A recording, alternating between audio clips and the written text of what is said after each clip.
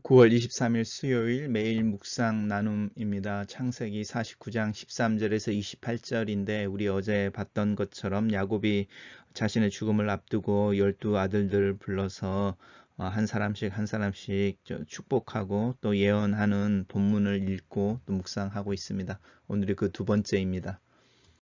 본문을 읽습니다. 스불론은 해변에 거주하리니 그곳은 뱀에는 해변이라 그의 경계가 시돈까지로다. 이사갈은 양의 우리 사이에 꿇어앉은 건장한 나귀로다. 그는 쉴 곳을 보고 좋게 여기며 토지를 보고 아름답게 여기고 어깨를 내려 짐을 메고 앞제 아래서 섬기리로다.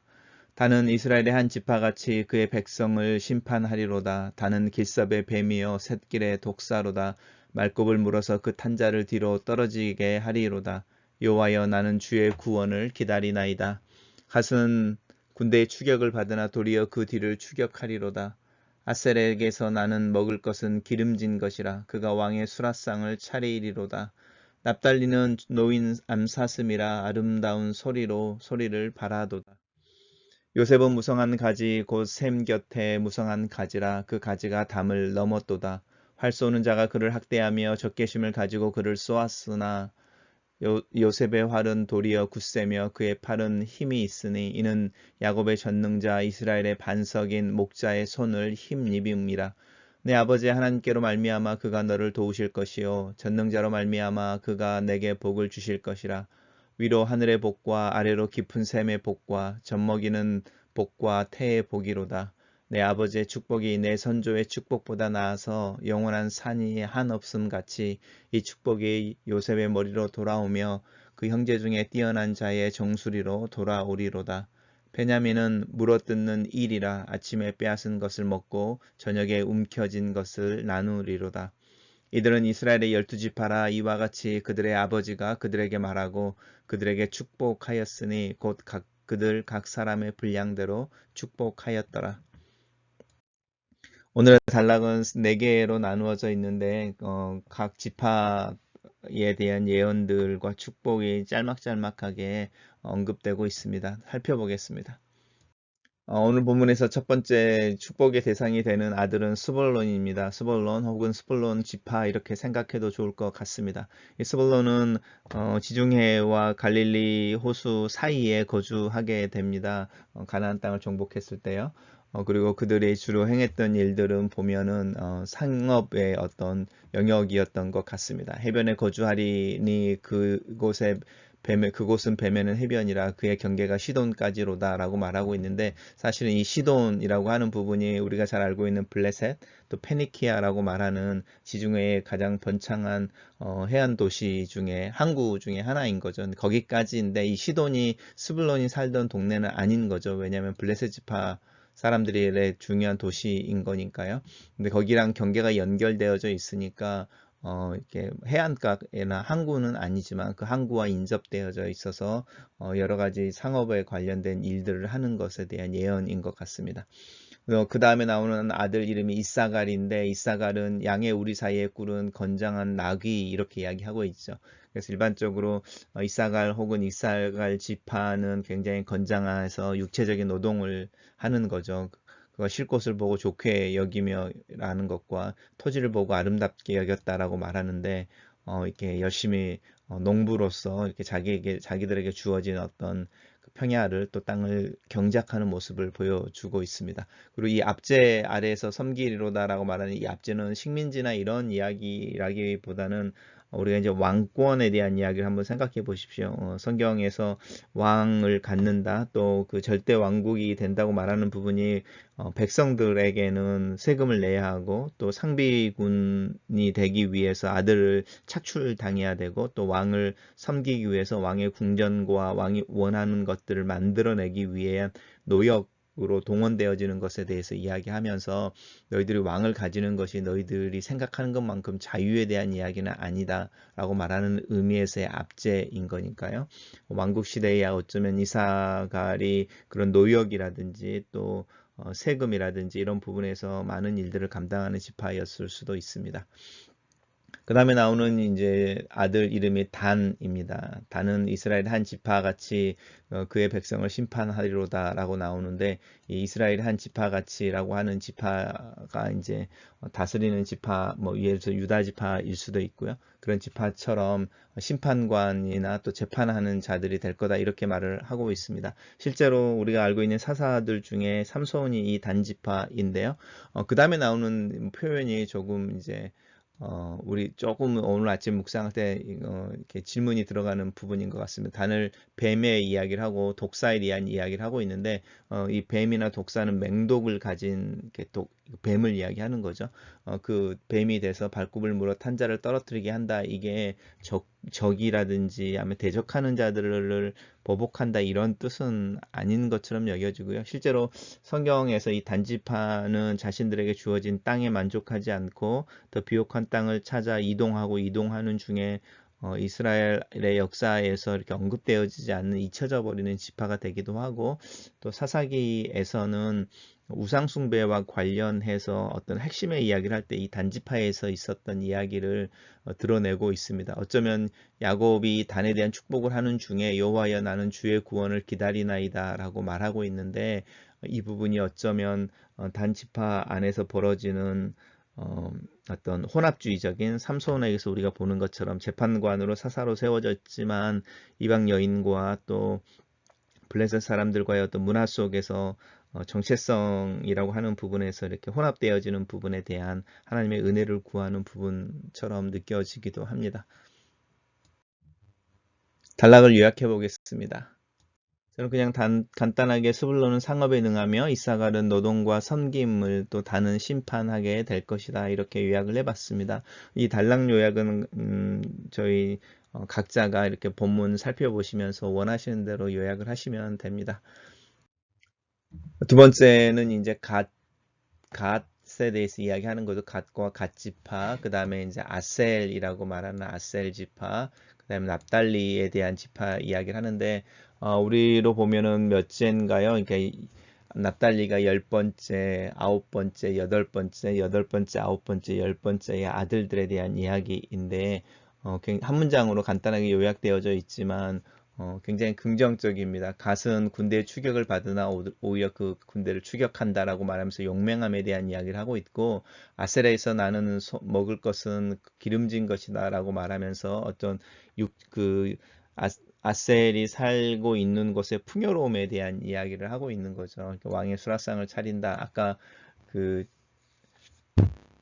앞제 아래서 이렇게 왕을 섬기는 이야기가 나왔던 것처럼 비슷한 이야기를 하면서 이렇게 그 어떤 왕국을 만들어낼 때에 그 왕국의 그 바탕이 되어지는, 기반이 되어지는 지파 중에 하나로 아셀을 이야기하는 것 같습니다. 납달리는 굉장히 아름답고 이제 그 가무에 능한 어떤 지파처럼 이야기를 하고 있습니다. 그래서 갓, 아셀, 납달리 이렇게 지켜보면은 굉장히 뭐라고 그러죠? 좀 빠르고 이렇게 민첩하고 그러면서도 이렇게 즐거운 이런 어떤 굉장히 젊은 이미지가 있는 것 같습니다. 단락을 요약해 보겠습니다. 저는 이 단락을 갓은 용감하며 아셀은 풍요로울 것이며 납달리는 민첩하고 노래를 부를 것이다, 이렇게 요약했습니다.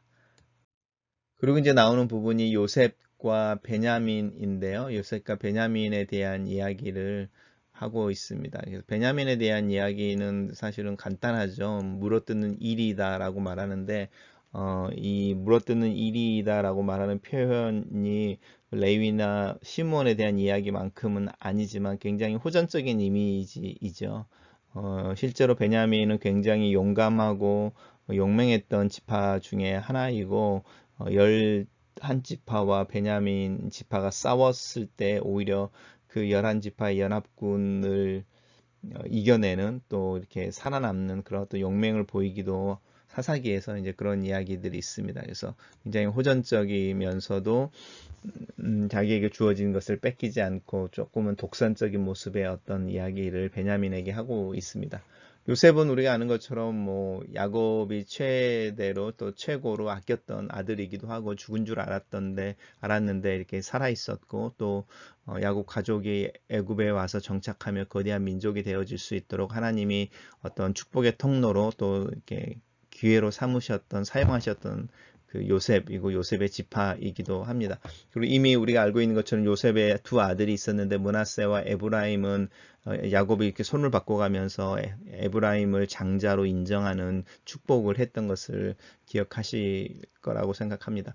요셉을 보면은 샘 곁에 무성한 가지 이렇게 표현하고 있는데 시냇가에 심은 나무라고 이야기하는 부분과 같습니다. 그러니까 섬 곁에 무성한 나무 이렇게 이야기할 때 이 활 쏘는 자가 그의 학대하고 적개심을 가졌다라고 말하는 부분처럼 고난이나 기근이 오지만 그것을 이겨내어지고 그것과 상관없이 풍성한 이런 뜻입니다. 그리고 그 가지가 남았다라고 이야기하는 것은 그에게 주어지는 풍성함이 요셉과 요셉의 자손들에게 있는 것이 아니라 넘쳐서 다른 지파에게 또 이스라엘 전체에게 복이 되어졌다 이렇게 이야기하는 부분입니다.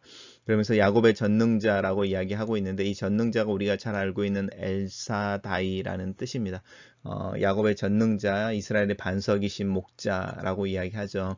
야곱이 하나님을 부를 때에 아브라함의 하나님, 야곱의 하나님의 이삭의 하나님에 대한 이야기를 하면서 나를 태어나게 하고 기르신 이라고 이제 하나님을 부르고 있는데 그 부분이 바로 여기에 우리 봤던 본문 지난 이틀 전인가에 봤던 본문에서 나오는 표현입니다. 하나님 나를 기르신 분이라는 건데 그 기르시는 목자의 모습과 엘사다이라고 이야기하는 전능자의 모습이 요셉에게 적용되어지면서 요셉이 그를 도와줄 것이고 전능자로 말미암아 너에게 복이 있을 거다라고 말하는데 이 복이 이제 창세기에서 나오는 일반적인 창세기의 특별히 복은 이제 우리가 말하는 번영하는 복인데요. 그래서 이제 그 지파의 숫자가 자손의 숫자가 많아지는 것에 대한 이야기를 하고 또 어떤 풍요로움에 대한 이야기를 하는데 위로는 하늘의 복 이런 이야기를 할 때 이거는 이슬을 이야기하는 거고요.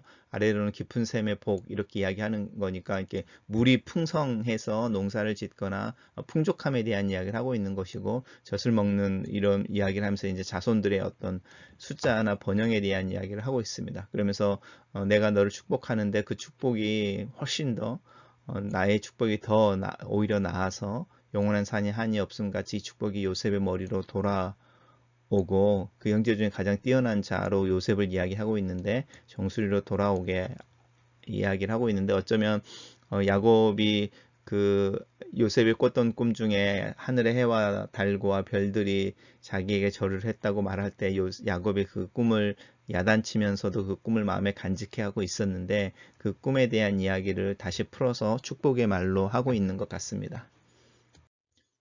단락을 요약해 보겠습니다. 저는 요셉은 고난을 넘어 번성하며 여호와의 복을 누리며 베냐민은 호전적인 용사로서 승리를 쟁취하리라 이렇게 요약을 해 보았습니다.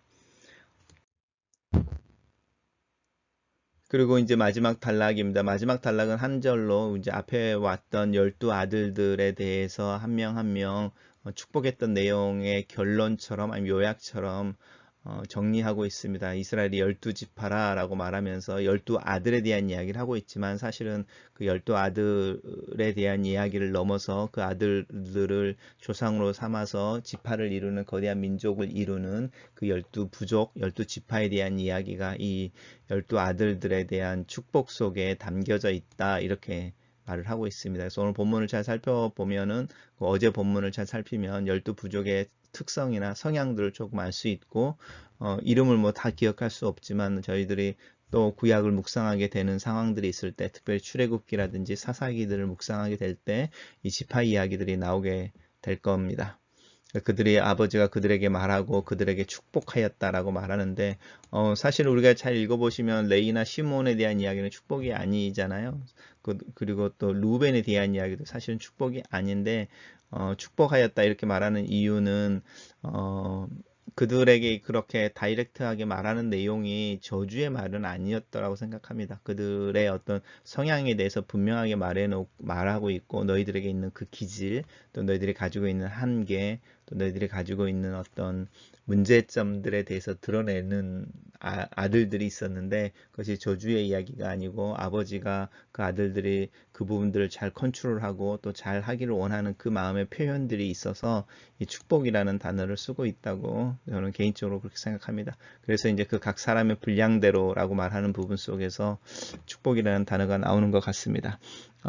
어려운 부분이기도 합니다. 이게 각 사람의 분량대로라고 하는 게 왜냐하면 우리가 태어나면서 또 우리에게 주어진 환경 속에서 우리가 가지고 있는 장점과 단점이 생기고 또 능력이라고 하는 부분에서 이제 처음부터 주어지는 한계들도 있고 또 자라는 과정 속에서 이제 가지게 되는 차이들도 있는데 그런 분량들에 따라서 축복했다고 말할 때 저는 개인적으로 막 이렇게 좋은 표현, 좋은 표현 이런 건 아닌데 각 사람의 분량대로 축복하였다 이렇게 말하고 있습니다. 단락을 요약해 보겠습니다. 저는 이 단락을 야곱은 자신의 12아들들을 각 분량을 따라 축복하였고 이들은 12지파를 이룬다 이렇게 요약했습니다. 오늘 본문은 사실 묵상 포인트를 만드는 게 쉽지는 않습니다. 또 각 개개인의 모습들이 있는데 그 각 개개인의 아들들의 모습을 우리들의 삶이나 또 우리 교회나 우리가 알고 있는 사람들이나 자녀들의 모습 속에서는 발견할 수 있는데 또 그것을 우리의 삶에 적용하는 부분은 조금 어려움이 있어 보이는데 일단 묵상 포인트 한번 나눠보겠습니다. 첫 번째 묵상 포인트입니다. 야곱은 아들들의 특성을 잘 파악하고 있는 것 같다. 아들 한 명 한 명의 기질과 장점, 단점을 잘 파악하고 그들과 그들의 후손에 대해 또 그들의 미래에 대해 예언하고 있다. 스불론 지파는 가나안에서 지중해와 갈릴리 바다 사이에 거주하며 이스라엘의 교역을 담당하게 된다. 장사하는 이들이 있어서 물류가 흐르고 생활에 필요한 용품이 유통된다. 코로나 바이러스 상황 속에서 비즈니스에 종사하는 이들, 특별히 재정적인 어려움을 당하는 자영업자들을 위해 마음이 간다.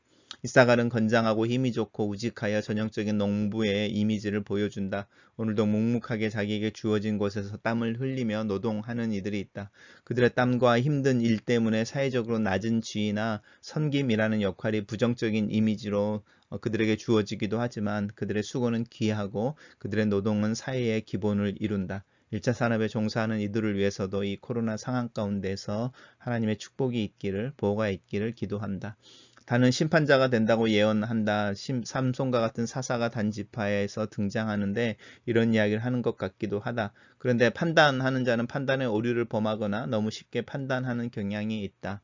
다는 자신들의 상황에 불만족으로 인해 스스로의 판단을 따라 더 나은 땅을 찾아 옮겨 다니거나 사사기에서 우상숭배의 대표적인 예로 제시되어진다. 또한 삼손의 예처럼 혼합하는 하나님과 이방의 문화와 또 하나님에 대한 신앙과 이방 신들에 대한 어떤 내용들을 혼합하는 모습도 이 단지파 속에서 나타나는 것 같다. 명석과 명철은 다른 문제이며 나는 내 아이들이 머리가 좋기보다는 마음이 좋기를 기도한다. 두 번째 묵상 포인트입니다. 갓, 아셀, 납달리에 대한 예언은 밝고 경쾌하고 짧지만 희망적이다. 갓의 용기와 아셀의 풍요로움과 납달리의 노래와 경쾌한 움직임을 상상해 본다. 이스라엘 12지파 중에 가장 일상의 삶을 채우고 있는 이들이 바로 이 갓, 아셀, 납달리일 것 같다. 거대한 꿈이나 거대한 사건의 주인공이 아니더라도 자신에게 주어진 일에 최선을 다하며 책임을 질주하는 용기와 수고한 땀이 풍요로운 땅에 흘러 그 수확이 많기를 바라고 주어진 것을 만족하고 감사하며 즐길 줄 아는 일상의 삶의 축복이 이 세 지파의 이야기 속에 있는 것 같다. 개인적으로는 갓, 아셀, 납달리의 대응하는 각각의 복이 하나로 합쳐지는 축복이 내 자녀들에게 있기를 기도한다. 지금의 상황에서 가장 필요한 요소들이 바로 이 용기와 풍요로움과 감사의 노래가 아닐까 싶다. 주어진 환경을 묵묵하게 감당할 줄 아는 용기와 만족할 줄 아는 마음과 찬양과 노래의 넉넉함이 있기를 기도한다. 세 번째 묵상 포인트입니다. 야곱의 축복의 핵심은 당연히 유다와 요셉에게 있다. 유다에게는 장자의 지위를 물려주며 요셉에게는 12지파의 부와 축복의 핵심이 되게 한다. 가정에도 유독 물질적 풍요의 축복을 얻은 이들이 있고 또 많은 자녀를 낳는 이들이 있다. 교회에도 다른 교우들보다 넉넉한 경제적인 여유를 가진 이들이 있다. 이들은 가족과 교회의 복의 한 축을 담당한다. 이 역할을 담당하는 것을 스스로 깨닫고 그 축복을 사용할 줄 아는 지혜로운 자들이 있기를 또 되기를 기도한다. 여호와의 복을 받고 누릴 줄 아는 요셉과 같은 이들이 내 가정과 교회 또 이 사회에 많아지기를 기도한다. 베냐민은 막내지만 전쟁에 나가는 용사의 이미지를 가지고 있다. 나이가 든 형제들의 원숙함과 달리 또 다른 실천력과 도전하고 성취하는 젊음의 모습을 보여주기도 한다. 어쩌면 나이가 들수록 부러워하게 되는 모습이기도 하다. 올바른 것, 하나님의 뜻을 추구하며 대적을 향해 싸울 수 있는 용기와 실력이 필요한 이 상황에서 개인주의적인 호승심보다는 타인들을 위한 섬김과 또 대신 앞에 설 줄 아는 용기 있는 베냐민과 같은 이들을 보고 싶다. 마지막 묵상 포인트입니다. 야곱의 12아들은 정실이라고 할 수 있는 레화와 야곱의 특별한 사랑을 받았던 라헬 그리고 두 하녀 사이에서 태어났다. 각각 엄마가 다른데 태가 다른데 이 각각의 아들들은 정실과 첩이라고 말하는 사회적 계층으로 구별되고 차별되어질 수도 있지만 야곱은 그들을 동등한 자신의 아들들로 인정하고 그들을 같은 자리에 세운다. 야곱은 그들의 모습과 성품, 살아가는 스타일과 성취의 종류, 또 그 정도가 다르겠지만 그들이 이스라엘을 이루는 자들이고 하나님의 언약을 성취하는 한 가족으로 역사 속에 세우고 있다. 내 자녀들을 향하여 이 부모, 아버지의 권위를 잘 이해하고 사용할 수 있기를 기도한다. 아버지로서 내가 아이들의 배경이 되고 모범이 되며 또 잘 훈련하고 훈육할 수 있도록 지혜와 성숙한 성품, 정직한 마음이 내 안에서 자라나기를 위해 기도한다. 시간 흐르고 시대가 진행되고 세대가 진행되면서 나의 가족, 나의 교회도 숫자에서 번성할 뿐만 아니라 그들에게 주어진 역할과 주어진 과업을 잘 감당하는 것 속에서 하나님이 주시는 복이 있기를 기도한다. 마지막으로 글로 쓰는 기도입니다. 야곱의 12아들에 대한 축복을 보면서 그들의 서로 다른 성품과 기질, 주어진 삶의 형식과 성취의 다름을 봅니다. 이 다양함이 서로에게 비교되어지고 경쟁 우위로서 순서를 세우는 것이 아니라 서로 다른 영역을 보완하며 함께 하나님의 약속을 성취해 낼 때에 그 땅을 나누고 더불어 살아가게 될 것을 기대합니다. 내 가정과 내 교회를 구성하는 자녀들과 교우들의 모습이 각각 다릅니다. 비교가 아니라 다름으로 다름을 넘어서 독특한 하나님의 은혜를 알게 하시고 각각의 분량을 따라 주어지는 그 차이를 인정하고 인식하며 존중할 수 있게 하시고 정직하게 서로의 다름과 다른 스타일을 인정하고 더불어 함께 하나님의 덕을 만들어낼 수 있도록 우리들 관계 속에 신뢰를 주시고 또 그 신뢰를 만들어낼 수 있도록 도와주시옵소서. 아버지께서 내 자녀들을 잘 이해하게 아버지로서 내 자녀들을 잘 이해하게 하시고 목사로서 함께 교회를 이루는 교우들을 잘 이해할 수 있도록 도와주시옵소서. 때로는 격려를, 때로는 경고를, 때로는 위로와 칭찬을, 때로는 질책과 권면을 할 수 있는 권위를 사용할 수 있도록 또 지혜롭게 사용할 수 있도록 저에게 지혜와 통찰력을 허락하소서. 하나님의 약속 속에서 하나님의 때에 하나님이 보고 싶어 하시는 삶의 양식과 성취를 이루어내는 우리의 가정과 또 우리 교회가 되도록 축복하시옵소서. 아멘.